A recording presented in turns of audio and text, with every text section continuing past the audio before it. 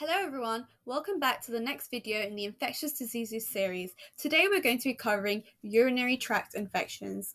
So by definition, what are urinary tract infections?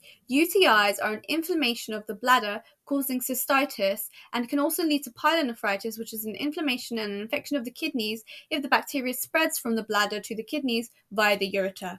There are certain causes and sources of bacteria that can may lead to UTIs. Firstly, some examples of bacteria that can lead to UTIs include gram-negative E. coli, and these typically originate from feces in the rectum, Klebsiella pneumoniae, Enterococcus species, Pseudomonas aeruginosa, and Candida albicans, which is a fungus. These bacteria are typically spread via sexual activity, and another source, a very common source, is also catheters. Now, a common question that you may wonder is, why are females more susceptible to urinary tract infections?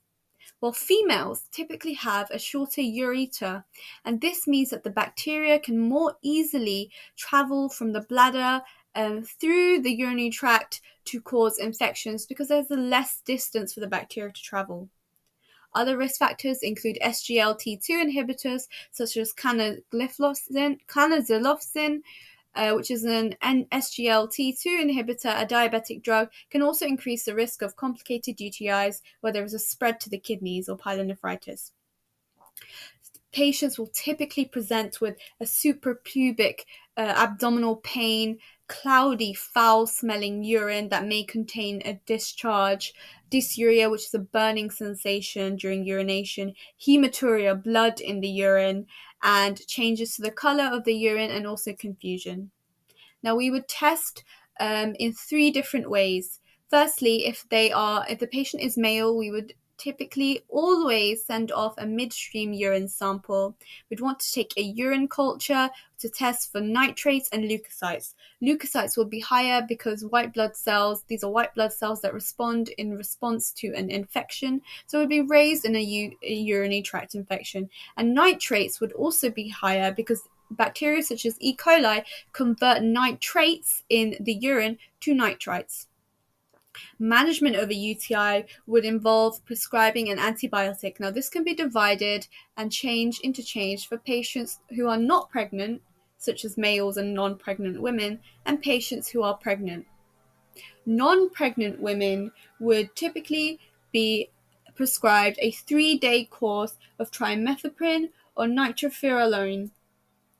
Trimethoprim is contraindicated if the patient has a rheumatological disorder and is taking methotrexate. We would not want to prescribe trimethoprim.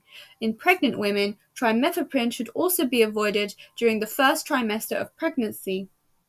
And in this case, in the first trimester of pregnancy, we should instead prescribe nitrofurantoin. However, nitrofurantoin should be avoided in the third trimester of pregnancy and in renal impairment. So second line after nitrofurantoin would be amoxicillin or cefoxitin.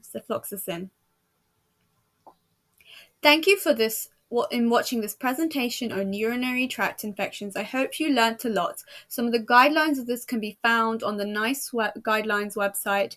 If you have any further questions, please feel free to comment down below. Thank you.